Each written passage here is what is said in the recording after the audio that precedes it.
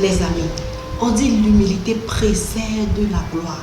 Lorsque tu es humble, la gloire te suit. Tu n'as pas besoin d'aller après la gloire. C'est la gloire qui vient vers toi. Je suis tombée sur une vidéo de son Excellence, le président de la République du Burkina Faso, Ibrahim Traoré. C'est-à-dire une vidéo vraiment qui m'a laissé sans voix, une vidéo qui m'a touchée. Au fait, c'est une vidéo qui enseigne. Là, il est en train de siéger avec les enfants et il est en train de comprendre les problèmes de son pays au travers des enfants. Il donne cette possibilité aux enfants de s'exprimer et de pouvoir poser des questions et il accorde vraiment et il répond à ses enfants avec vraiment humilité. Ça m'a vraiment laissé sans voix et j'ai décidé de partager avec vous parce que cette vidéo n'est pas seulement une leçon pour les présidents de la République, mais c'est une leçon pour le monde entier, même pour les parents des familles à la maison, parce qu'on a vu plusieurs enfants qui se sentent frustrés parce que ces enfants ne se font pas écouter chez eux. Lorsque les enfants parlent, les parents sont toujours en train de sous-estimer les enfants, disant que les enfants ne savent rien et du coup ça frustre les enfants. Vous voyez un peu. Donc c'est une vidéo vraiment qui enseigne, c'est une vidéo vraiment que vous devez partager. Si vous regardez cette vidéo, ne vous arrêtez pas, partagez vraiment dans vos forums parce que c'est une vidéo éducative. C'est une vidéo vraiment qui enseigne quoi. Vous voyez, c'est pourquoi j'ai décidé de partager cette vidéo avec vous. Donc nous allons suivre la vidéo jusqu'à la fin. Nous allons suivre la vidéo ensemble. Bonsoir à toutes et à tous et merci de nous suivre depuis le palais de Koulouba à Ouagadougou. Je suis Lalia Mardia Koulibaly, journaliste présentatrice à Deni Voice et je suis très heureuse de vous accueillir dans cette émission spéciale avec une personne tout aussi spéciale, le président de la transition, chef de l'État, le capitaine Ibrahim Traoré himself. Bonsoir, Monsieur le Président. Bonsoir. Excellence, Monsieur le Président. Cet entretien est une première dans notre pays et nous vous remercions pour votre disponibilité à parler aux enfants et avec les enfants. Je ne suis pas seule pour conduire cet entretien, je laisse chacun se présenter. Bonjour, Monsieur le Président. Bonjour. Je me nomme Warren Ashken Ninkema, journaliste reporter à Défi Junior. Bonjour. Je suis Keita Abdourahman. Je suis correspondant scolaire et journaliste présentateur à Deni Voice. Bonsoir, Monsieur le Président. Bonsoir. Je m'appelle Yaro Leila Rosine, journaliste à Défi Junior. Merci, chers camarades. Excellence, Monsieur le Président de la transition. Qu'est-ce que ça vous fait d'être interviewé par les enfants journalistes? D'accord, bonjour à tous et merci d'être là. Je dois dire que je suis ému d'abord. C'est la première fois aussi que je rencontre des enfants journalistes avec un art oratoire sans pareil. Félicitations à vous. Ça me fait beaucoup de plaisir et je pense que ce serait un moment d'échange entre nous et que vous pourrez apprendre beaucoup de choses donc à l'issue, aussi bien que moi aussi, d'apprendre beaucoup de choses de vous. Merci, Monsieur le Président. Nous aussi sommes heureux d'avoir ce moment avec vous. Pouvez-vous nous parler un peu de votre enfance et de votre parcours professionnel avant d'être président de notre pays? Je suis né dans un village qu'on appelle Kera, qui se situe dans la boucle de Mouhoun, où donc j'ai passé une partie de mon enfance, mais surtout une grande partie à Bondupi, qui est à 15 km de Kera environ. Mon enfance, je n'ai pas grandi forcément dans une famille aisée. Et il y a beaucoup de choses qu'il faille comprendre en tant qu'enfant. Ce qu'il faut surtout retenir, et c'est l'occasion pour moi ici de remercier les parents. À votre âge, ce n'est pas évident, mais quand j'étais à votre place, ce que j'ai retenu plus de mon père, c'est à chaque fin du mois quand je le voyais avec son ardoise en train de calculer. Chaque fin du mois, il calcule et quand il a pris sa retraite, c'est chaque 3 mois, il calcule. Mais plus tard, quand j'ai grandi, j'ai compris qu'est-ce qu'il calculait. C'est difficile, lorsqu'il y a le salaire, et de réfléchir à comment nourrir les enfants, comment les scolariser, comment les soigner, comment les habiller. Voilà un peu les calculs qu'il faisait. Donc c'est pour vous dire que les parents, ils se soucient beaucoup de nous, ils se battent pour nous, Et vous ne pouvez pas imaginer combien. Beaucoup d'entre vous, quand vous serez grand un jour, vous comprendrez. Nous, il a fallu qu'on grandisse et pouvoir rendre hommage à nos parents aujourd'hui. S'il y a aussi quelque chose que j'ai appris du papa, il y a une phrase qu'il nous disait chaque fois à la maison: exécution avant réclamation. Parce qu'il fut militaire aussi, avant de devenir plus tard infirmier.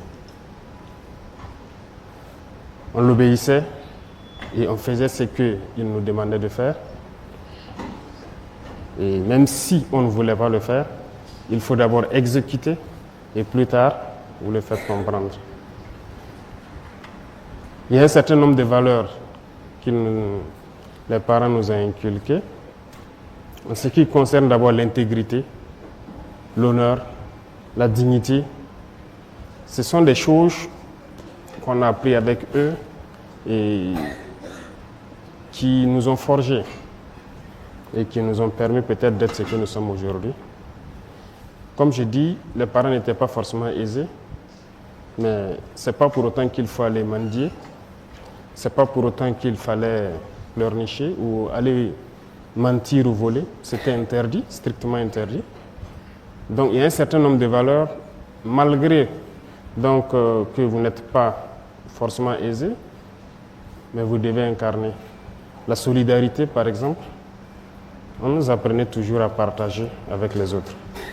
Et je pense qu'il y a eu des moments où peut-être qu'on n'était pas en bonne phase, on était enfant, on ne comprenait pas pourquoi la maman, vous savez qu'au village, les enfants des autres peuvent venir passer 1 an, 2 ans avec vous pour étudier ou voilà, ceux qui quittent les plus petits villages et reviennent en ville.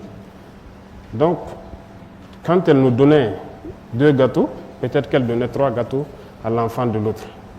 Et nous, en tant qu'enfants, ça nous faisait un peu jaloux. Pourquoi vous ne nous donnez pas peut-être la même chose? Pourquoi même prendre mieux soin de l'enfant de l'autre que ses propres enfants? Elle nous disait toujours que vous comprendrez quand vous serez grand, le jour où vous ne serez pas peut-être à côté de nous. Étant grand, on comprend. Et on a appris à partager aussi avec les autres. C'est dans ça que nous avons été forgés.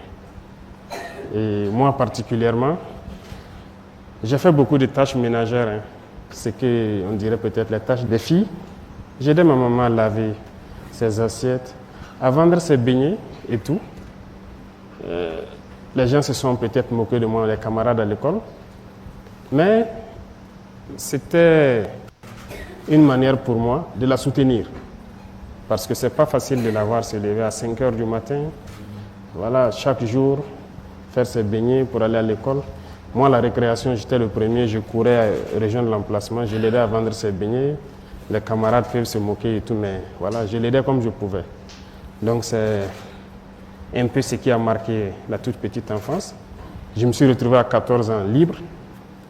Quand j'ai dit libre, je me suis retrouvé tout seul à Bobo, libre de faire ce que je veux. Mais on n'est pas enfant par l'âge,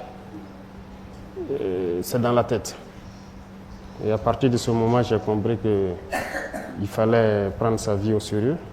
Parce que quand je dis libre à 14 ans, vous êtes libre de faire ce que vous voulez. Vous avez le choix d'être paresseux, de ne plus travailler, de ne plus aller à l'école, mais aussi de continuer à poursuivre.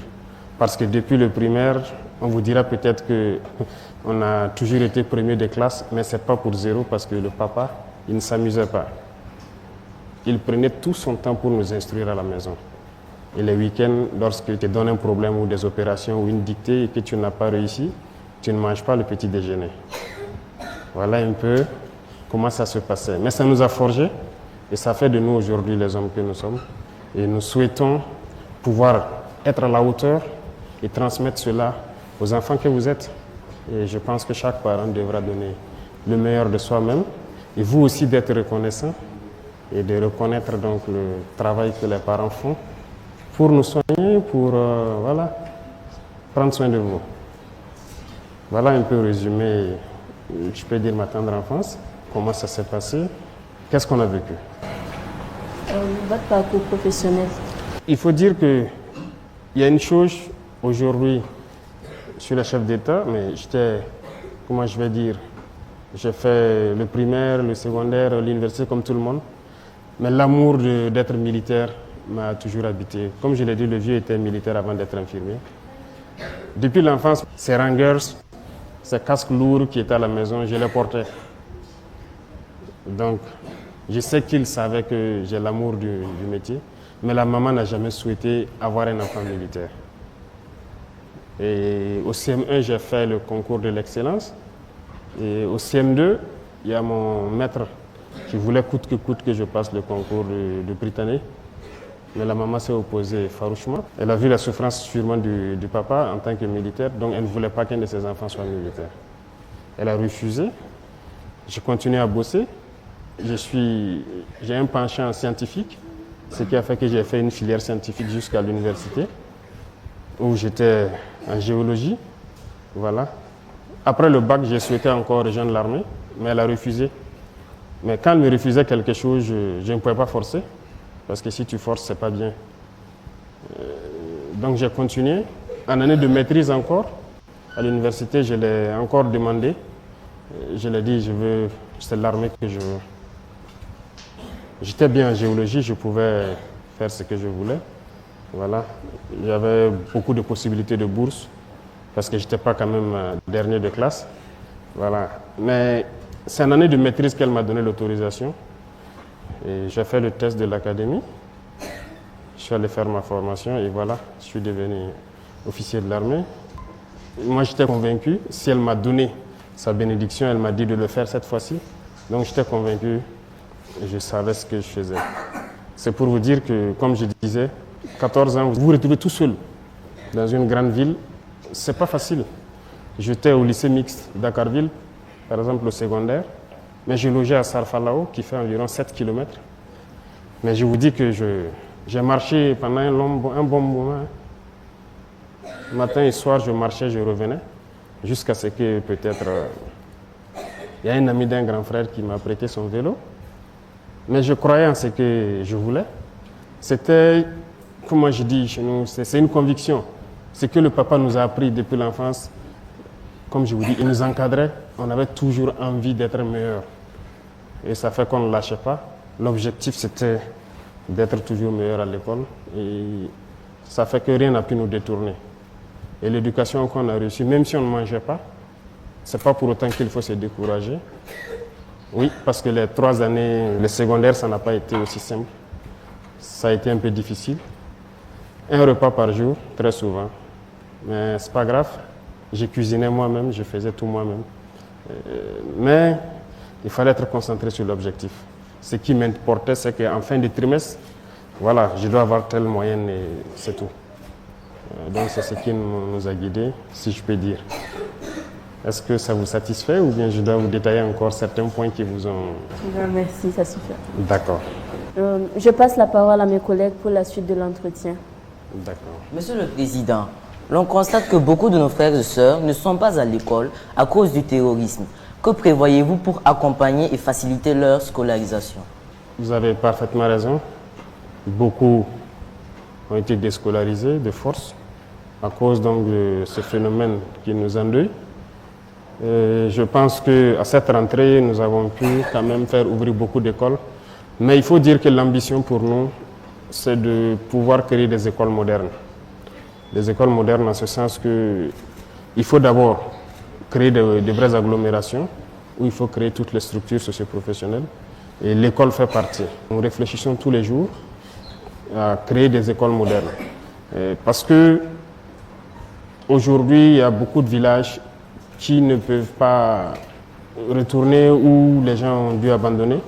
Actuellement, les gens sont dans certains centres. On a créé un cadre pour que les gens puissent étudier. Mais ce n'est pas le meilleur cadre pour nous. Donc, nous souhaitons faire retourner les gens dans les grands centres, mais nous souhaitons créer des écoles modernes, c'est-à-dire où les enfants peuvent s'épanouir. Il ne s'agit pas d'avoir une classe avec des effectifs, de 100 et quelques assez pléthoriques, où les instructeurs ont du mal à instruire. Sinon, cela existe déjà. Nous avons mis un certain nombre de conditions. Mais l'objectif, c'est de créer vraiment, de construire des écoles modernes Cette année, on a pu construire quelques écoles dans certaines villes déjà. C'est vrai que les gens n'ont pas l'information, mais peut-être que bientôt le reportage sera fait. Des écoles ont été construites avant même les vacances, dans certains centres où il y a eu assez de déplacés. Mais l'objectif, lorsque nous ramenons les gens dans leur école, nous voulons créer de nouvelles écoles où les enfants vont apprendre et être très bien épanouis. Donc ce processus aussi est en cours. Nous avons ouvert beaucoup d'écoles à cette rentrée-là.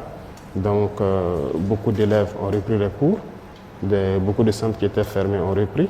Mais nous sommes dans le processus de construire de nouvelles écoles modernes pour que les enfants puissent étudier et avoir voilà, les mêmes chances que ceux qui sont dans les zones non affectées. Excellence, Monsieur le Président. On aimerait bien savoir que fait le gouvernement pour garantir la protection des droits et la sécurité des enfants au Burkina Faso. Je pense que c'est la mission principale du gouvernement. Tout le combat que les gens mènent, c'est pour garantir donc, les droits des enfants, si je peux dire. D'abord, le droit à la vie qui est un droit pour tout le monde. Tout le monde a droit à la vie. Donc tout ce que nous mobilisons, tout ce que nous faisons actuellement, c'est de combattre ce terrorisme-là. C'est pour garantir d'abord le droit à la vie. Et qui dit droit à la vie, droit à la protection donc des enfants. Vous voyez, lorsqu'un père prend les armes, généralement pour combattre le mal, ce n'est pas pour lui qu'il le fait, c'est pour vous les enfants. S'il prend l'arme et qu'il fait face à l'ennemi, il est prêt à mourir, mais c'est pour assurer donc, votre protection, c'est pour vous protéger. Donc c'est notre devoir de créer ces conditions pour que les hommes puissent se battre, mais assurer la protection donc, des enfants que vous êtes. Aujourd'hui, nous vivons une situation, mais nous espérons que vos vies soient meilleures que les nôtres. Que ceux qui n'ont pas droit à un certain nombre de privilèges aient ce droit-là demain. Parce que nous sommes convaincus que cette condition peut être réunie au Burkina Faso. Donc nous devons combattre ce mal, assurer votre droit à la vie, qui est le droit élémentaire, assurer donc votre protection, mais aussi que vous puissiez accomplir vos devoirs, parce qu'il n'y a pas que le droit. Je crois que vous le savez bien, l'a dit, les droits et devoirs. Autant on assure vos droits, on met tout en œuvre pour que vous puissiez exprimer et faire vos devoirs. Donc c'est la tâche primordiale du gouvernement, de tout mettre en œuvre pour que vous puissiez grandir et vous éduquer dans des conditions assez sereines. D'accord? Est-ce que j'ai répondu à votre question à peu près? Merci. D'accord. Monsieur le Président, on constate qu'il y a beaucoup d'enfants vivant avec un handicap qui ne sont pas scolarisés par manque d'écoles adaptées ou parce que leurs parents n'ont pas assez de moyens. Que pouvez-vous faire pour résoudre ce problème? Vous avez parfaitement raison. Et nous avons aussi fait les mêmes écoles. Et comme vous le dites, on a souvent constaté qu'on ne fait pas trop attention à ce volet-là depuis un certain temps. Nous avons fait des écoles où, par exemple, pour ceux qui sont handicapés moteurs, on n'avait pas prévu rien que les rampes pour les permettre d'accéder à l'école et tout ça. Mais je pense que ce sont des choses qui sont en train d'être rattrapées actuellement. Et comme je vous parlais tout à l'heure, nous sommes en train de vouloir construire des écoles modernes. Il y a ceux, par exemple, les handicapés moteurs, ils auront leurs droits élémentaires qui peuvent être respectés dans ce genre d'école. Handicapés visuels, je pense que le braille est en train de se développer. Donc il y a beaucoup de facteurs que nous sommes en train d'étudier pour intégrer dans ces écoles modernes dont je parle. Il faut prendre en compte justement les enfants vivant avec les handicaps pour qu'ils ne se retrouvent pas en marge. Et ceux qui n'ont pas les moyens, je veux vous dire quelque chose, l'objectif est de rendre l'école gratuite. Il y a beaucoup de pays où l'éducation est gratuite. Ici, c'est possible. C'est possible parce qu'on a passé le temps à nous faire comprendre, comme je l'ai dit, que nous sommes pauvres, mais nous nous rendons compte que nous ne sommes pas pauvres. C'est la gouvernance le problème, et je pense que c'est ce pourquoi nous nous sommes révoltés, et nous sommes en train de tout mettre en œuvre pour créer les conditions pour que ces questions, vous ne puissiez pas les poser dans les années à venir et dire que les enfants en situation de handicap, s'ils n'ont pas les moyens, l'éducation doit être un droit, c'est un droit et ça doit être une réalité. Et ça doit être gratuit. Le rêve, c'est d'y arriver. Beaucoup de pays le font aujourd'hui. Pourquoi au Burkina Faso, on ne pourrait pas le faire? Donc notre combat, c'est de pouvoir rendre l'éducation gratuite, donc il n'y aura pas...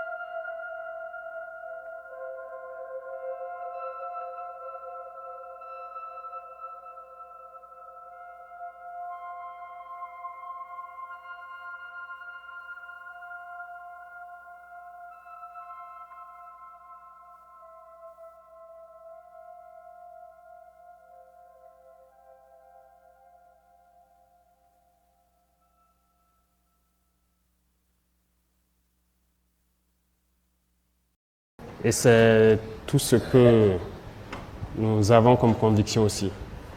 Il faut que la paix revienne, que vous retournez à l'école, que chacun retrouve ses camarades, que vous puissiez communier, que vous puissiez partager, que vous puissiez vivre l'enfance. Nous avons vécu plus ou moins en paix. Et si aujourd'hui les enfants n'arrivent pas à vivre ce minimum d'amour qu'ils ont pu partager là, ça me met mal à l'aise. Donc le combat, c'est de ramener cette paix-là. Et aussi, comme il a dit, un avenir meilleur, le bonheur, le développement, c'est possible. Parce que je peux vous assurer que vos enseignants et en tout cas les pédagogues sont à pied d'œuvre pour créer les conditions pour que vous puissiez apprendre le Burkina réel. Parce que ce que nous avons appris, ce n'est pas forcément bien pour la tête. Qu'est-ce que je veux dire par là? Par exemple, on ne vous dit pas toutes les potentialités du Burkina. Il faut qu'on puisse vous enseigner cela. Donc vos manuels scolaires vont sûrement changer. Les gens sont à pied d'œuvre pour inscrire dedans les réalités. Nous avons appris beaucoup de mensonges parce que c'est ce que l'impérialisme a voulu qu'on apprenne. Mais nous voulons changer cela avec vous.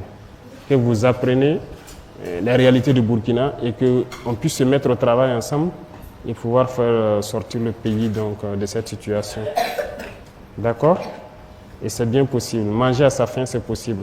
Il l'a dit. Est-ce que beaucoup de gens aujourd'hui à l'école font, par exemple, le jardinage? Nous, je sais que chacun avait une partie dans le jardin de l'école. Matin et soir, on arrosait nos arbres. On faisait beaucoup de choses de façon pratique. Et c'est une manière de faire, d'apprendre l'agriculture tout petit. Et ça peut aider, contribuer à ce qu'on soit autosuffisant. Donc chaque enfant doit manger à sa faim. Un enfant ne doit pas avoir faim. Donc c'est le combat que nous menons. Je suis très ému et je suis très content que vous pensiez la même chose. D'accord? Nous sommes encouragés ainsi. Vous êtes un vrai leader, un exemple pour nous les enfants. Chaque jour, nous voyons à la télévision les combats que les FDS et les VDP mènent sur le terrain contre les terroristes. Quelle est la situation actuelle de la lutte contre les forces du mal?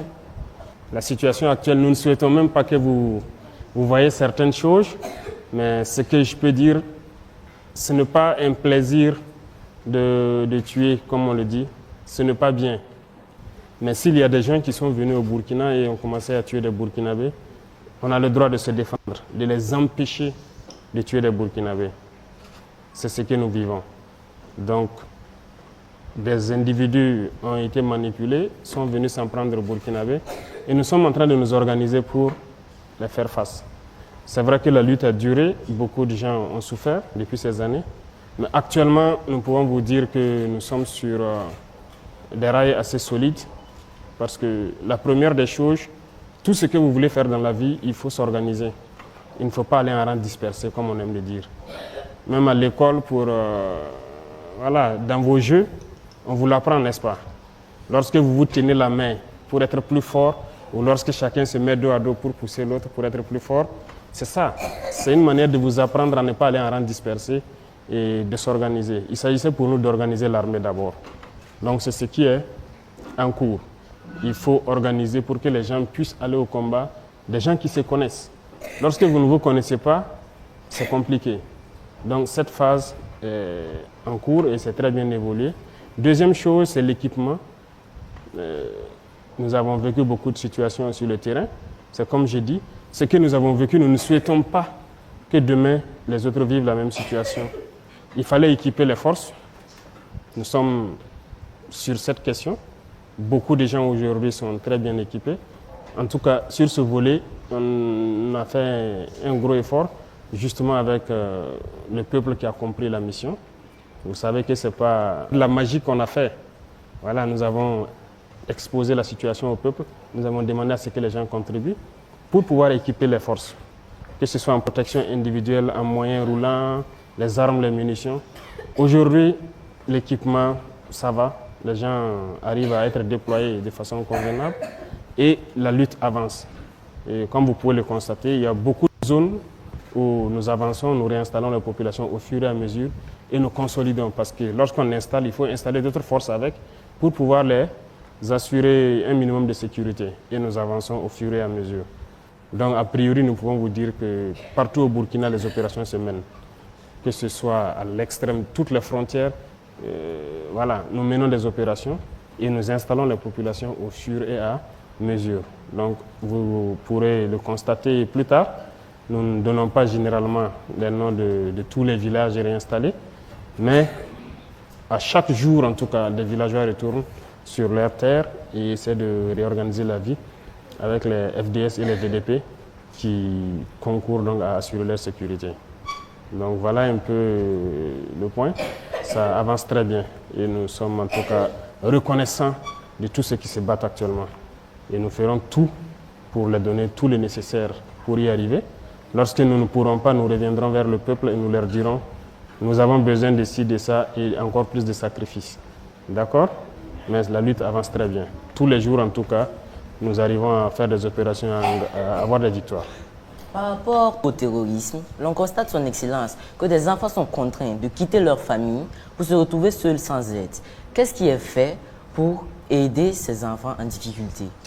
Beaucoup de parents, beaucoup de vos grands frères et grandes sœurs ont décidé de faire face au mal. Beaucoup y laissent leur vie et des enfants se retrouvent orphelins. Et d'autres dans des conditions en tout cas pas reluisantes. Et il y a une loi sur les pipis qu'on a adoptée. Et je pense que l'objectif c'est quoi? C'est que ces enfants dont les parents ont consenti de sacrifices suprêmes, ces enfants dont les parents ont été fauchés donc par ces forces du mal-là, qu'on puisse leur donner un avenir meilleur. Parce qu'on ne peut pas les laisser comme ça. Donc, c'est vrai, on a voté des lois, mais il faut mettre en pratique. Actuellement, la réflexion est en cours pour créer dans quelques centres des écoles qui puissent accueillir d'abord ces enfants-là, qu'ils puissent être internés, qu'ils puissent apprendre, en plus de cours pédagogiques que vous apprenez, des métiers et autre chose. Il y aura des réformes dans les jours à venir donc, sur le système même éducatif, mais c'est parce qu'il y a des départements qui ont été instruits pour prendre en compte cette problématique-là et créer des centres, en tout cas de formation, des écoles où on apprend et l'enseignement normal et puis les métiers aussi. Donc, les enfants qui seront en situation défavorable ou ceux qui ont perdu les parents dans cette guerre devront pouvoir avoir un minimum de vie, un minimum de dignité pour pouvoir apprendre. Donc, nous sommes dans ce processus et comme je dis, l'objectif à moyen ou long terme, c'est de rendre complètement l'éducation gratuite. Mais en plus de l'éducation, les pupilles de la nation, il faut aussi prendre soin d'eux parce qu'il n'y a plus quelqu'un pour les entretenir. Donc c'est un devoir pour la nation de prendre soin d'eux. Voilà pourquoi nous votons ces textes-là. Mais il s'agit de la mise en pratique maintenant qui est la phase importante pour nous, pour qu'à la rentrée prochaine, nous puissions voir au moins un échantillon. D'accord? On aimerait bien devenir des leaders comme vous. Que sera fait pour susciter le leadership des enfants burkinabés dans la sous-région, voire même en Afrique? Leadership.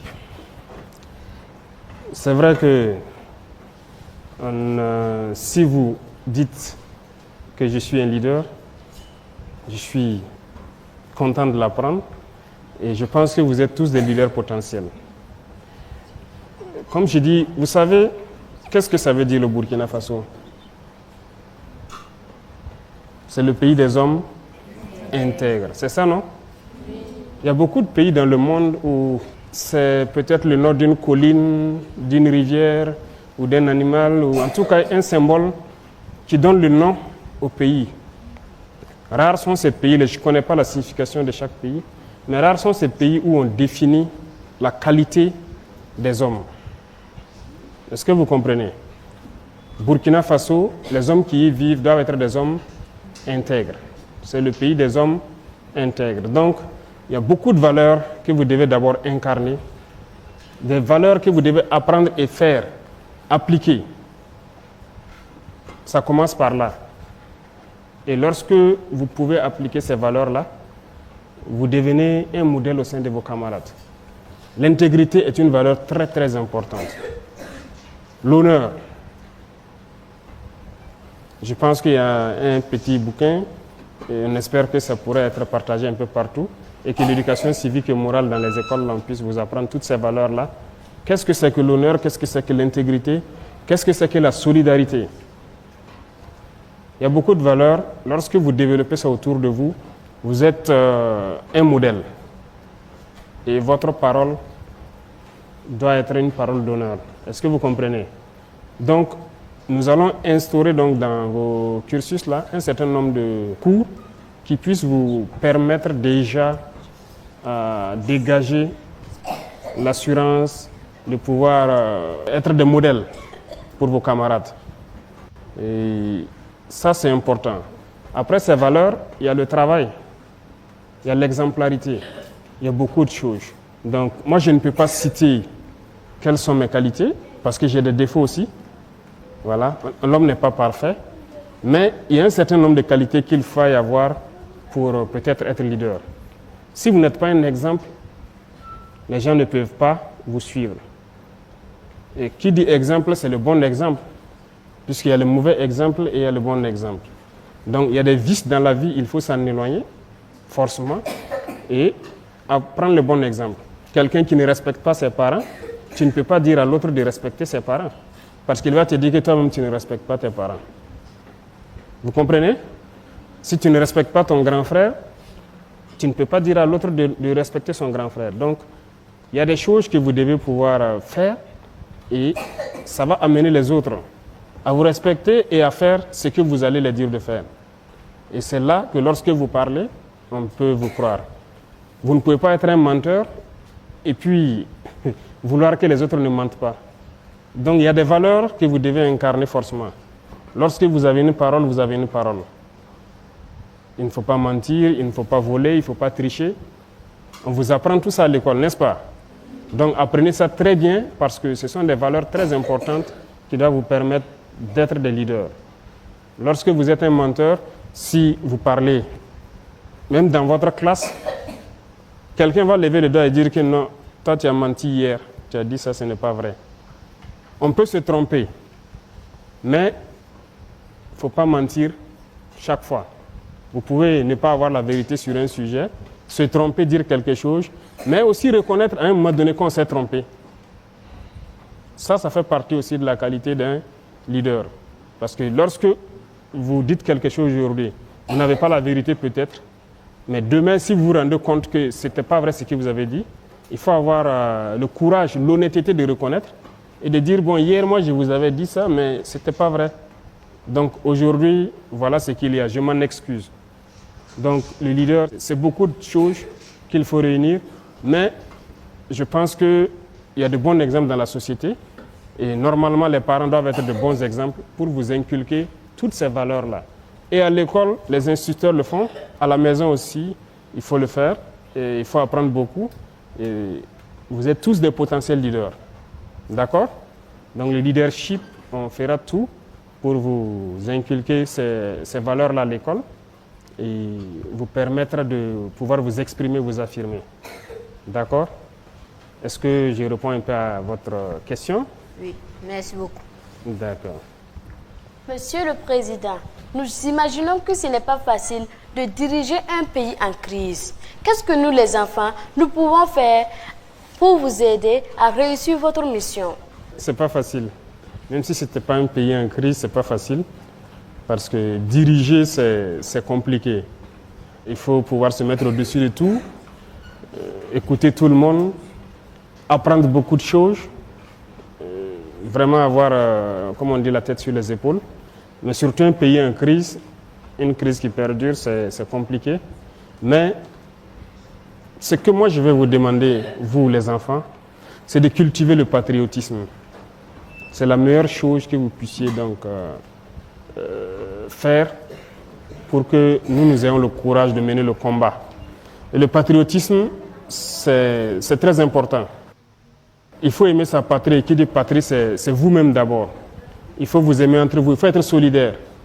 Et je suppose qu'à la récréation, chacun partage son gâteau avec les enfants qui n'en ont pas. N'est-ce pas? Il faut aider les parents, il faut les soutenir, il faut les écouter. Il faut tout faire pour vous éloigner de certains vices, je peux dire.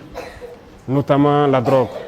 C'est des choses, peut-être pour les tout petits, ils ne savent pas ce que c'est, mais pour ceux qui ont un certain âge, on vous en parle déjà. Il faut tout faire pour éviter certains vices. Parce que vous êtes l'avenir de la nation. Vous êtes l'avenir de la patrie. Il n'y a pas de raison que vous tombez dans certains vices. Aujourd'hui, le milieu scolaire est malheureusement affecté, mais il faut s'en éloigner. Donc, il y a beaucoup de choses qu'il faut apprendre pour être de bons patriotes. Vous respectez déjà les couleurs, le drapeau c'est sacré, et lorsque vous chantez l'hymne national, j'espère que vos enseignants vous expliquent ce qui est dedans. Les mots sont peut-être un peu lourds pour vous, mais on peut vous expliquer ça. C'est fort, l'hymne de la victoire. Donc, à partir de là, vous devez développer beaucoup de choses pour aimer votre prochain, pour être solidaire. Et lorsque vous aimez, vous, entre vous, vous êtes solidaires, lorsque nous menons ce combat, nous sommes sûrs que voilà, la génération qui vient est encore plus soudée que nous, et une génération patriotique. Et ça nous motive, ça nous encourage. Donc ça peut être ça votre contribution. Apprenez à être des patriotes, apprenez à être les enfants du Burkina. Et c'est ça le moteur qui nous amène donc à combattre et à faire tout le nécessaire pour que vous ayez un avenir radieux. D'accord? Donc je peux résumer votre contribution à ça. Soyez des enfants patriotiques, soyez solidaires, aimez-vous. Voilà, la paix c'est au sein de vous d'abord. Et votre génération ne connaîtra pas ce que nous avons connu. Merci, Monsieur le Président. Merci beaucoup. Excellence, Monsieur le Président, nous allons passer la parole au public pour leurs questions. Mais avant, je vous invite à regarder une vidéo où des enfants qui ne sont pas avec nous sur le plateau vous adressent le message de leur cœur. Regardons.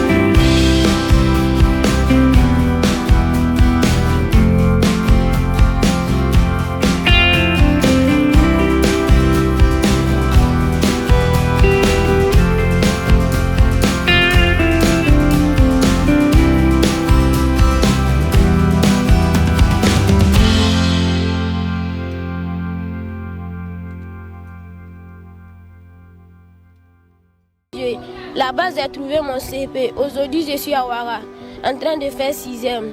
Je vous demande, Monsieur le Président, quand est-ce que je peux retourner chez moi?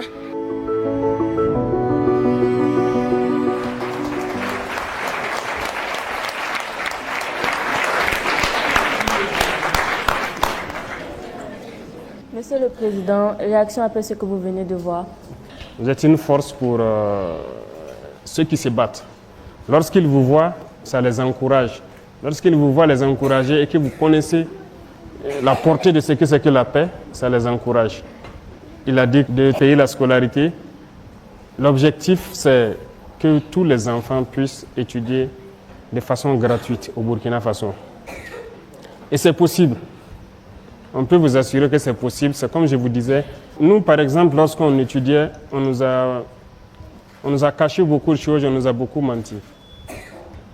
Mais c'est parce que ceux qui nous ont colonisés ont toujours eu cet esprit malin d'avoir peut-être des gens qui dirigent pour eux leurs intérêts, mais pas pour nos intérêts. Donc lorsque nous faisons des projections, c'est possible. C'est possible qu'au Burkina, l'éducation soit gratuite. Et ça le sera. Donc il n'y aura pas question de s'inquiéter normalement dans très peu de temps, dans les années à venir, à aller à l'école, à payer sa scolarité et tout, ça devrait aller. Et pour manger à sa faim, comme il le dit, actuellement, si vous suivez bien, notre combat, c'est l'autosuffisance alimentaire aussi. Parce que ce matin, par exemple, lorsque vous avez pris votre petit déjeuner, c'est des croissants que vous avez pris? Ou c'est du pain? Qu'est-ce que vous avez mangé? Des gâteaux? C'est fait à base de farine de blé, c'est ça? Est-ce que vous savez que le blé, ce n'est pas produit ici? Nous, on nous a dit à l'école que le blé, c'est en Amérique, c'est en Europe. Voilà. Voilà le cours qu'on a appris. Vous avez bu du lait, c'est ça? Vous n'avez pas bu du lait? Souvent, vous buvez du lait à la maison. Et c'est quel lait vous buvez? Ah, Nido. Ça vient d'où? D'accord, c'est pour vous dire que l'autosuffisance alimentaire, c'est un combat.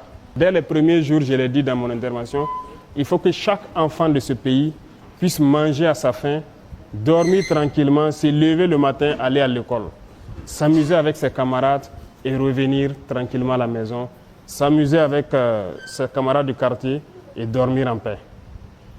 Notre combat, c'est ça. Lorsque cette condition sera réunie, nous, on aurait réussi notre mission. Et il faut qu'on y arrive. Et lorsqu'on se fixe un objectif, on fait tout pour l'atteindre. Nous avons conscience que Dieu nous a tout donné ici.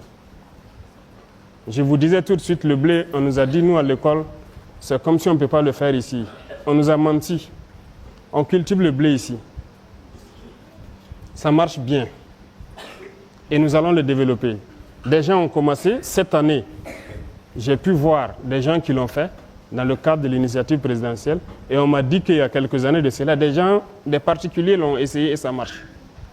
Donc, actuellement, nous sommes en train de semer du blé dans certaines superficies dans l'initiative présidentielle. Ce que vous mangez doit être produit ici. Donc,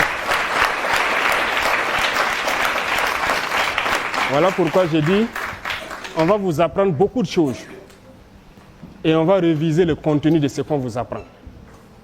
Pour ceux qui prennent le café, on nous avait fait comprendre que vos chocolats, le café et autres, c'est dans les pays où il pleut parce qu'ici c'est la savane, c'est le désert, il ne pleut pas, on ne peut pas cultiver. On nous avait encore menti, c'est faux. Le café pousse bien, le cacao ça pousse bien. Il y a des gens qui ont des champs ici et ça produit très bien. Même à Ouagadougou ici, il y en a qui ont des arbres de cacao dans leur cours. Ça veut dire que les chocolats que vous pouvez envier chez les enfants qui sont dans des familles un peu aisées, tous les enfants peuvent manger le chocolat au Burkina. Nous avons découvert, c'est possible. Le lait, pourquoi on doit importer? On peut le faire. C'est pour vous dire qu'il y a beaucoup de choses, on ne nous avait pas dit la vérité. Vous avez la chance et on vous l'apprend et on vous promet qu'on fera tout pour que vous mangez à votre faim. Et comme on le dit, vous allez manger bien le matin pour aller à l'école, aller bosser gratuitement, manger à midi, vous amuser, revenir le soir, vous amuser au quartier, bosser vos cours, réviser et dormir. C'est le rêve que nous éprouvons. Tant que les enfants du Burkina ne seront pas dans ces conditions-là, notre combat ne s'arrêtera pas. D'accord? Donc, on sait que ce sont Ce sont vos aspirations et c'est normal, c'est légal. Tout parent se bat pour ça. Même ceux qui n'ont pas d'enfants se battent dans l'espoir d'avoir des enfants et de prendre soin d'eux pour qu'ils vivent dans des conditions meilleures que eux et qu'ils puissent être meilleurs que eux. C'est le combat de tout le monde, de toute génération. Nous avons la chance, Dieu nous a tout donné. Partout au Burkina, vous savez que partout on cultive. Partout. Au Sahel, là on vous dit que c'est le désert, ce n'est que le sable. On peut produire. Nous, on nous a beaucoup menti à l'école, hein, mais c'est le formatage du colon. Il nous fait comprendre cela pour qu'on ne réfléchisse pas. Mais on s'est rendu compte que tout est faux. Si Dieu a laissé beaucoup de lacs dans ce désert-là, il sait pourquoi. On peut tout cultiver au Burkina, on peut tout faire. La terre est fertile. Et il y a des choses tellement naturelles au Burkina qu'on n'a même pas planté, mais qui étaient là. N'est-ce pas? Est-ce que le karité, vous avez appris à planter des karités? Vous vous êtes né trouvé, non? Ça, l'état sauvage dans la nature. Vous savez que c'est un don de Dieu. C'est beaucoup de choses qui sont dans les karités. Vous avez le beurre de karité, qui est de l'huile, c'est important. Vous savez qu'il y a du chocolat dedans? Voilà, il y a beaucoup de choses. Il y a 7 sous-produits dans le karité. Vous avez le néré, qui est un produit naturel. Beaucoup de choses. Ce n'est pas uniquement les ressources sous le sol. Même sous le sol, on nous avait appris que le sol est ferralitique ici, c'est pas trop riche. Tout est faux. Vous voyez, aujourd'hui, il y a beaucoup d'or au Burkina. Mais c'est seulement mal géré. Et notre mission, c'est de pouvoir bien gérer ces ressources-là et vous entretenir, prendre soin de vous pour que vous soyez dans vos droits élémentaires de bien vivre, d'aller à l'école et qu'on puisse vous protéger. Et aussi que vous puissiez accomplir vos devoirs. Parce que vos devoirs, c'est très important. N'est-ce pas? Il faut faire vos devoirs. Il ne faut pas se limiter uniquement aux droits. Lorsque les gens vous disent que vous avez des droits, ajoutez et des devoirs. Vous avez des devoirs envers vos parents, envers vos aînés, envers la patrie. Vous avez des devoirs. Quelqu'un a parlé de feu, la circulation et tout ça. Vous pouvez voir des grandes personnes ne pas respecter le feu, ne pas respecter certaines choses dans la circulation. Mais il y a des écoles où on vous apprend et on souhaite que ce soit dans toutes les écoles. Il ne faut pas être ce genre d'adulte-là. Le civisme. Vous voyez que des gens peuvent rouler, ils boivent son sachet d'eau, ils jettent, pendant qu'on peut trouver une poubelle et mettre dedans. On doit nettoyer. On doit rendre notre cadre de vie propre. C'est un devoir citoyen. C'est du civisme. Vous voyez aujourd'hui la maladie de la dengue qui nous fatigue. On fait beaucoup d'efforts, les médecins, les infirmiers. C'est le lieu de les rendre hommage d'ailleurs. Je vois que beaucoup d'enfants souhaitent être médecins et tout, pour que les gens soient en bonne santé. Mais est-ce que vous savez que cette maladie, principalement, c'est de la saleté? Les gîtes, quand on parle de gîtes larvaires, vous voyez l'eau sale qui est dans la rue, les moustiques se posent dessus parce qu'eux, ils veulent ça pour se développer. Et nous, on crée les conditions pour que les moustiques aient ça pour se développer. On est beaucoup sale, il faut le reconnaître, donc il faut beaucoup assainir. Peut-être que les plus grands regardent un peu la télé. On a lancé une initiative la semaine passée, l'initiative présidentielle pour le développement communautaire. L'objectif, c'est d'assainir nos villes. Voilà. L'épidémie s'est vue beaucoup plus à Bobo et à Ouaga, les deux grandes villes, mais c'est parce que nous sommes sales. Ceux qui jettent les sachets dans les rues, ça part obstruer les caniveaux, d'autres jettent l'eau sale, ça reste là. Dans nos quartiers, on n'arrive même pas à creuser nous-mêmes les caniveaux. On va faire sortir les gens vont travailler. Voilà, les 6 mètres où il n'y a pas de caniveau et tout, chacun va donner quelqu'un, on va creuser. Si on a du ciment, on met pour drainer les eaux vers les grands caniveaux et sortir de la ville. Le civisme, ça compte beaucoup. Vous devez apprendre ça et vous devez chaque fois reprocher donc, aux adultes qui n'ont pas le bon réflexe, tout poliment, lorsque quelqu'un jette de l'eau sale quelque part ou quelqu'un jette un sachet ou en tout cas fait quelque chose qui n'est pas civique, de trouver la formule très polie de lui rappeler ça. Et je pense que si un enfant te rappelle de ne pas jeter un sachet dans la rue, tu dois avoir honte. Et tu vas aller ramasser et chercher une poubelle pour mettre. D'accord? Donc je compte sur vous pour le faire très poliment.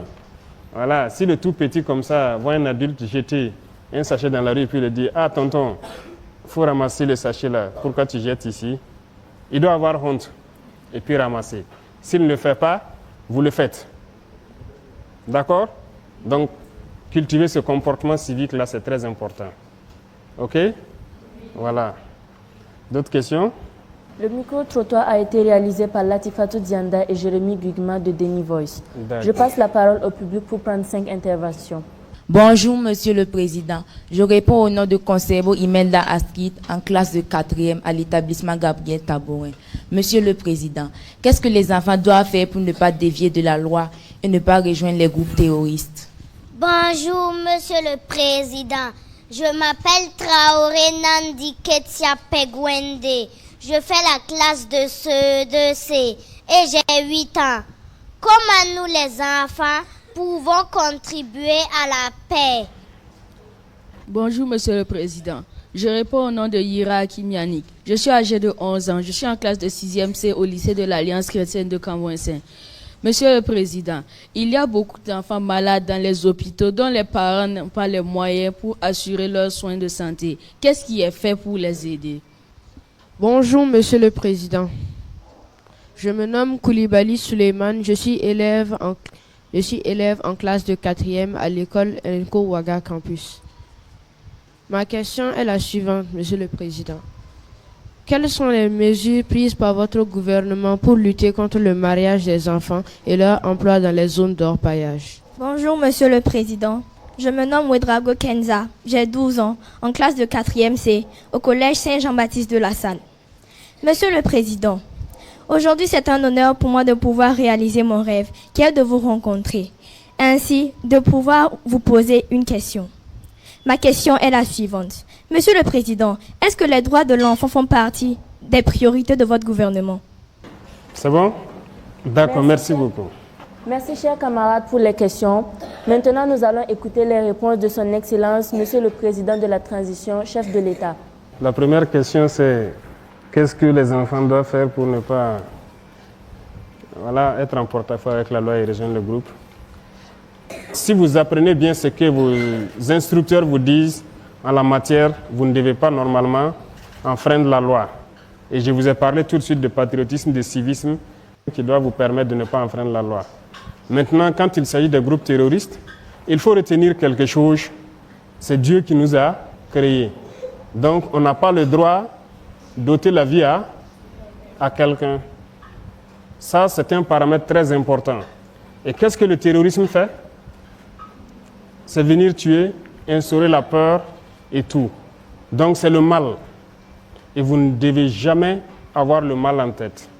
Donc, vous devez tout faire pour ne pas faire du mal à votre prochain.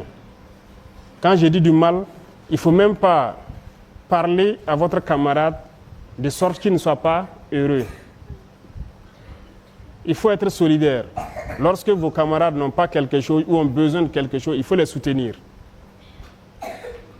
Vous avez parlé des enfants qui n'ont plus de parents dû au terrorisme. Vous devez pouvoir partager tout ce que vous avez avec eux.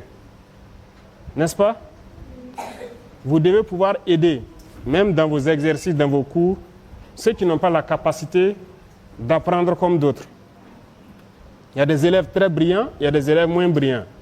Il y en a qui ne sont pas brillants parce qu'il a faim ou bien parce qu'il n'a pas ses parents à côté, parce qu'il a beaucoup de soucis. C'est votre rôle de pouvoir les aider, à les rendre heureux, à les faire rire. Lorsque vous êtes en train de jouer, vous devez pouvoir les faire entrer dedans, les permettre d'oublier un peu ce qu'ils ont vécu. Donc, c'est votre contribution comme ça. Lorsqu'il y a des enfants déplacés internes ou des enfants qui n'ont plus de parents, vous devez tout faire pour qu'ils soient heureux. Partagez tout ce que vous avez avec eux, votre joie, votre bonheur, tout ce que vous avez comme matériel. Voilà. S'ils n'ont pas de stylo, ils n'ont pas quoi, c'est à vous de... Ceux qui peuvent les en trouver, voilà, il faut trouver ça pour eux. Ceux aussi qui ont la chance d'avoir des parents qui sont un peu aisés, il faut chaque fois les bousculer pour aider vos camarades enfants qui n'en ont pas. D'accord? Voilà, c'est votre contribution comme ça. Et en apprenant donc tout ce que vos instructeurs vont vous apprendre dans le civisme, je pense que vous allez contribuer à empêcher de sorte que les enfants ne puissent pas se retrouver au maître de ces gens-là. D'accord? Et surtout, aimez votre patrie. Tout ce que j'ai cité, c'est aimer votre patrie. S'il n'y a pas de Burkina, vous allez aller où? On ne sait pas. Nous aimons être au Burkina, n'est-ce pas? Vous l'avez chanté tout à l'heure. J'avais la chair de poule quand vous chantiez. Il faut aimer votre pays. Il faut aimer votre pays, aimer votre prochain. Être solidaire. C'est une très, très, très importante vertu que vous devez avoir, surtout vous les enfants. Vous devez cultiver ça. Être très solidaire, c'est très important, surtout dans ces moments où il y a des enfants déplacés et qu'il y a des enfants qui ont perdu leurs parents. OK? Voilà, donc je compte sur vous pour inculquer ces valeurs-là et pouvoir les cultiver autour de vous. Pour ce qui constitue votre contribution à la paix, ça rejoint un peu tout ce que je dis. Vous contribuez déjà beaucoup en encourageant les forces, en exprimant ces valeurs que vous êtes en train d'apprendre, en restant très poli, en restant des gens qui écoutent les personnes adultes, en tout cas qui vous donnent de très bonnes leçons, en restant des gens qui écoutent leurs instructeurs, les parents, les aînés, voilà, vos grands frères, vos grandes sœurs, tout ce qu'ils vous donneront comme éducation, il faut le prendre. Je vous ai parlé de certains vices, on vous le dira à l'école aussi. Ce n'est pas bien de fumer, ce n'est pas bien de tricher, ce n'est pas bien de... Voilà, on va vous dire beaucoup de choses, il ne faut pas le faire aussi. D'accord? Et vous contribuerez donc à avoir un pays en paix. D'accord? Pour les enfants malades, je pense qu'il y a déjà une loi qui dit qu'il faut, les enfants d'un certain âge, les soins gratuits, mais on doit reconnaître que ce n'est pas effectif partout. Les soins sont gratuits pour les enfants d'un certain âge, mais la réalité, dans certains centres, peut-être ils ne disposent pas de médicaments ou de toute autre chose. Actuellement, le combat, c'est de ramener le niveau donc, de beaucoup de structures sanitaires à un niveau assez, en tout cas, confortable pour pouvoir prendre soin des enfants. Et pourquoi ne pas même mettre en place un hôpital mère-enfant? Le projet est en cours. C'est un terme donc des médecins, hôpital mère-enfant comme l'hôpital pédiatrique qui est ici, où on va soigner uniquement les enfants en fait. Donc, il faut développer les capacités de ces hôpitaux-là. Ce sont des processus qui sont en cours pour pouvoir donner le meilleur donc, de nous et prendre soin des enfants jusqu'à un certain niveau, les prendre en charge gratuitement. Aujourd'hui, il y a beaucoup de choses pour certains maux qui sont pris en charge gratuitement. On ne souhaite même pas que les enfants aient ça, mais il se trouve qu'il y a des enfants, par exemple, qui ont des maux comme les cancers. Et on a réveillé notre hôpital qui soigne ça. Et c'est gratuit pour les enfants de 0 jusqu'à 15 ans, je crois. Donc, il y a un certain nombre de pathologies aussi où la prise en charge est gratuite. Mais nous travaillons à ce que, dans une frange d'âge donnée, lorsqu'un enfant ne se sent pas, il part à l'hôpital, il puisse tout avoir gratuitement. Mais c'est un travail qui va demander, voilà, on ne peut pas le dire qu'on le fera demain, mais ça, les capacités vont augmenter au fur et à mesure. Nous connaissons la réalité de nos infirmeries, de nos hôpitaux, et on fait l'effort de pouvoir accroître leurs capacités et créer des centres un peu plus modernes pour prendre soin de vous. OK? L'autre question, c'est le mariage et puis les sites d'orpaillage. Il y a beaucoup de textes qui sont en train d'être revus. Comme je vous ai dit, il y a des choses qui ne cadrent pas avec notre temps. Et c'est ça qu'on appelle les réformes. C'est ce qu'on est en train de faire. Il y a beaucoup de textes qu'on est en train de relire. Dans ces textes-là, c'est ce qu'on appelle le code des personnes de la famille. OK? Voilà. Même le code pénal, tout ça, c'est en relecture. Et je pense qu'on va revoir la question du mariage précoce. Il y a déjà des textes qui existent, mais l'application peine souvent. Et il faut reconnaître que dans certains villages, ça continue, le mariage des enfants. Mais il faut mettre en œuvre pour qu'il y ait toutes les structures au plus près des populations pour empêcher cela. Et au fur et à mesure, comme je le disais, de la reconquête, lorsqu'on installe des villages, on fait tout pour qu'on les accompagne avec toutes les structures possibles et appliquer les sanctions qu'il faut lorsque les gens s'entêtent à le faire. On vous a dit ça, non? Lorsqu'il y a des règles dans la société, et que vous ne respectez pas, il y a des sanctions qui vont avec. N'est-ce pas? Voilà, donc si des adultes forcent pour marier les enfants, il y a des sanctions qui sont prévues. Et on est en train de relire les textes, peut-être pour aggraver les sanctions, pour que personne n'ose le faire. D'accord? Voilà. Vous devez vivre votre enfance et au moment venu, avoir le choix. Donc, c'est un combat, c'est une lutte. On est là-dessus. Concernant les sites d'orpaillage, c'est vrai, c'est une réalité, on observe dans les images. Et nous aussi, on a été sur le terrain, on a constaté beaucoup. Les enfants qui y travaillent. Actuellement, nous sommes en train de chercher d'abord à mécaniser. Même les sites artisanaux, on veut tout mécaniser. Si nous arrivons à rendre l'éducation gratuite, tous les enfants vont aller à l'école. Vous pensez qu'ils vont aller encore sur les sites d'orpaillage? Non. Donc, si l'école devient gratuite et qu'on arrive à manger à notre faim, vous ne verrez plus d'enfants sur les sites d'orpaillage. Les enfants ne partent pas là-bas par plaisir, parce qu'ils sont très exposés. Il y a des produits chimiques tels que le mercure, le cyanure. C'est très dangereux. Ce n'est pas bon pour la santé et nous le reconnaissons. Et même les adultes qui y travaillent, comme je dis, on est en train de vouloir mécaniser pour qu'ils ne soient pas en contact avec ces substances-là, parce que ça détruit notre jeunesse. Beaucoup de gens ont des techniques pour mécaniser un peu l'orpaillage là. Et si nous arrivons à le faire et rendre l'enseignement gratuit, produire sérieusement pour que tout le monde mange à sa faim, je pense qu'aucun enfant ne va se retrouver sur les sites d'orpaillage. Si les droits des enfants font partie des priorités, les droits et les devoirs, c'est ce que je dis, d'accord? Mais les droits des enfants, c'est la priorité de tout le monde. Ce n'est pas de notre gouvernement seulement. Le premier droit, c'est le droit à la vie. C'est l'essence même de notre combat. Donc, c'est une priorité. Le droit à l'éducation, c'est l'essence de notre combat. Tout de suite, je vous disais quoi? Nous, on nous a menti. On ne veut pas que vous, on vous mente. C'est l'éducation. Qu'est-ce qu'on doit vous mettre dans la tête pour que le pays se porte bien? Donc, c'est un droit que nous puissions mettre tout en œuvre pour vous apprendre les réalités du Burkina, ce qui est bien pour le Burkina et que vous soyez de très bons Burkinabés.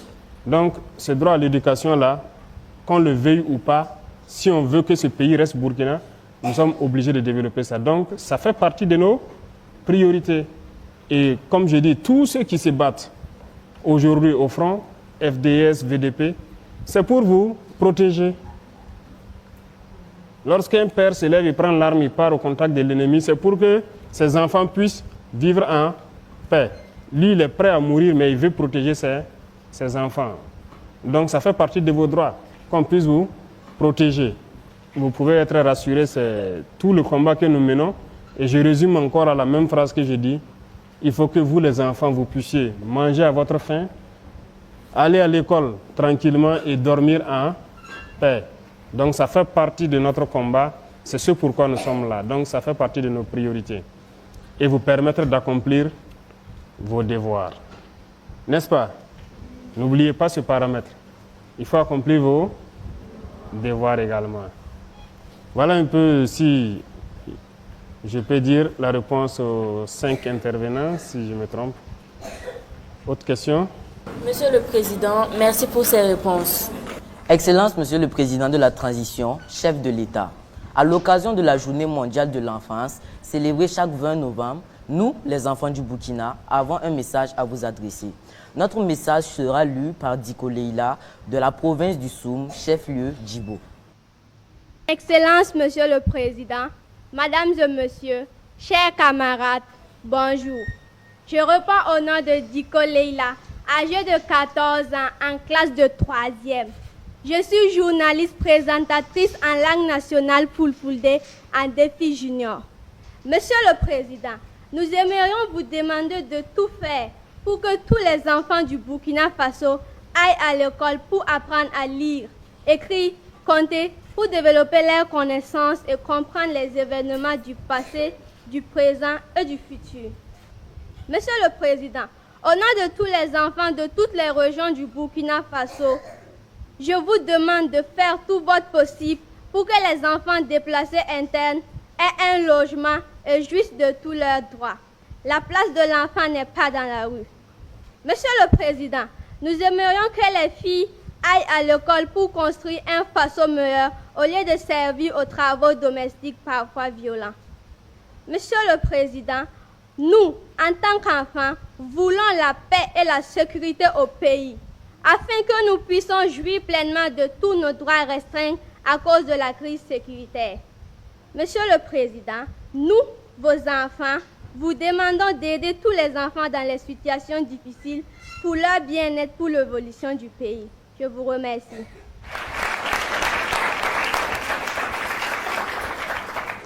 Merci beaucoup. Merci. Chers camarades journalistes, enfants du Burkina Faso, nous sommes presque à la fin de cet entretien exclusif. Nous allons à présent écouter le message solennel de notre invité très très spécial, le chef de l'État, son Excellence, le capitaine Ibrahim Traoré.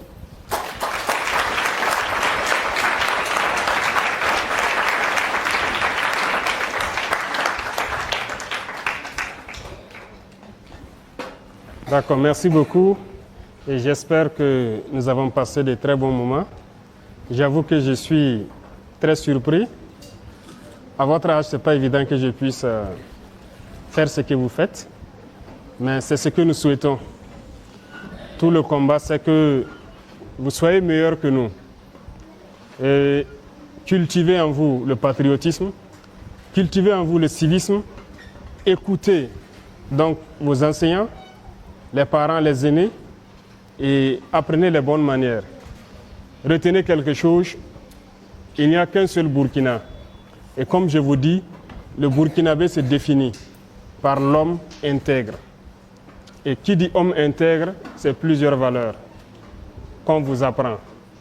Apprenez à vivre, à exprimer ces valeurs-là.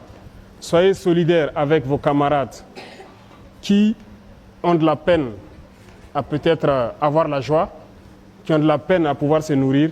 Soyez très solidaires. C'est à travers la solidarité que vous allez nous aider à construire une paix dans cette génération qui monte.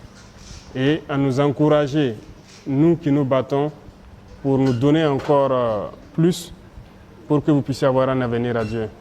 Soyez sûrs d'une chose, nous nous battrons pour que vous puissiez étudier dans de bonnes conditions et vivre dans de bonnes conditions. C'est l'essence de notre combat et nous pouvons vous faire le serment ici que nous n'allons pas trahir cet esprit de combat-là. Donc soyez rassurés et apprenez surtout à prendre soin de ceux qui ne seront pas à la même hauteur, que ce soit sur le plan matériel ou surtout pédagogique. C'est très important pour ceux qui n'ont pas pu finir l'année. Il y a un qui a quitté Tansila, qui s'est retrouvé à Kiriba, c'est ça, qui est actuellement à Ouagadougou. Il faut que vous puissiez vous aider. Tout le monde n'a pas la même capacité, mais vous avez ce devoir-là d'aider les autres. En tout cas, merci beaucoup d'être venu passer une journée entière avec nous. Et je souhaite que l'année scolaire qui a démarré soit une année de succès pour vous et que pour le Burkina Faso, ce soit une année de succès sur le terrorisme et que la paix puisse revenir et que ceux qui ont quitté leur localité puissent se rejoindre et jouir de leurs droits et pouvoir exprimer leurs devoirs. Merci beaucoup à vous.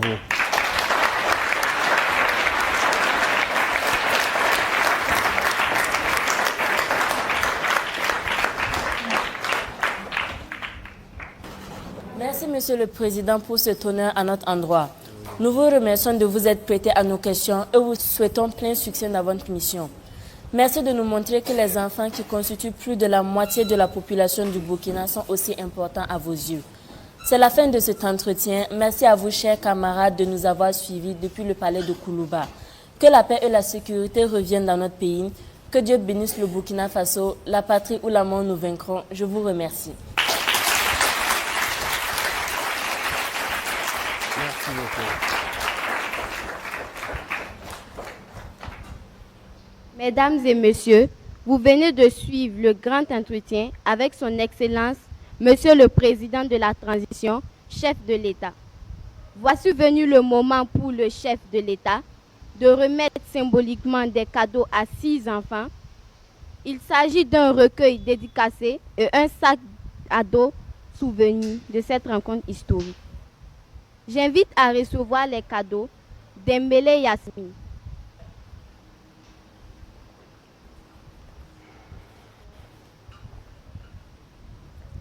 Lumili, ça va?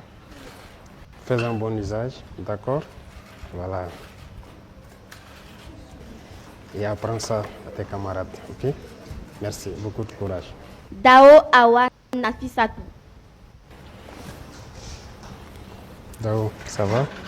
Fais un bon usage, apprends très bien et apprends tes camarades aussi, ok? Merci. J'aimerais prendre une photo avec vous. D'accord, allons-y.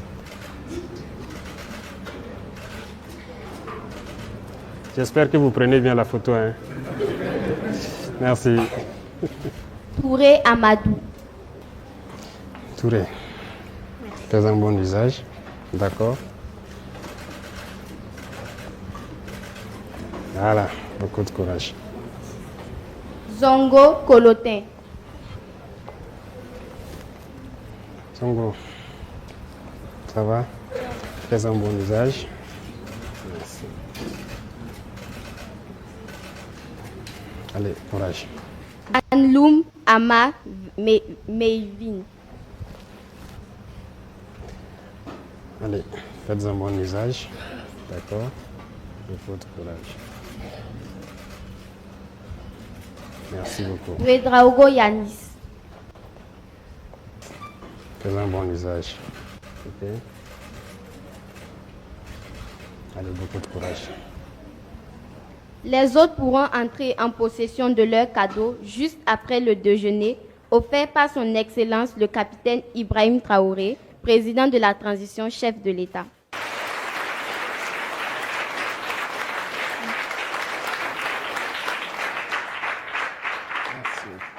J'invite à présent nos 4 journalistes à faire la photo avec le président de la transition, chef de l'État. Mesdames et messieurs, merci de vous tenir debout pour le retrait de... Vous voyez l'humilité, c'est là. Vraiment, quand je suis tombée sur la vidéo, j'étais dépassée. Vraiment, voir un président qui se rabaisse comme ça là, pour écouter les enfants, pour laisser les enfants s'exprimer librement. Oh là là, c'est vraiment intéressant. Vraiment, dites-moi ce que vous en pensez en commentaire du geste de ce président. Est-ce que ce geste est vraiment à saluer? Dites-le moi en commentaire et retrouvons-nous dans la prochaine vidéo. À très bientôt.